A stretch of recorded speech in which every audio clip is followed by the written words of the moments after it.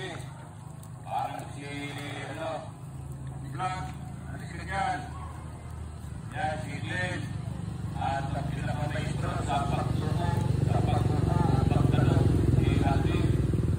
Pagaling po yan sa talataan. Ito po, umpisahan na po natin ang pagtatanim.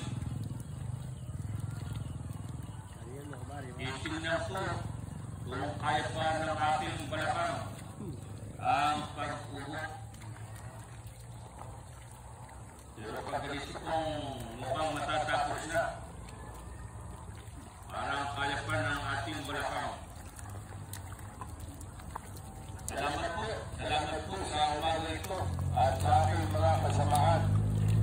Mga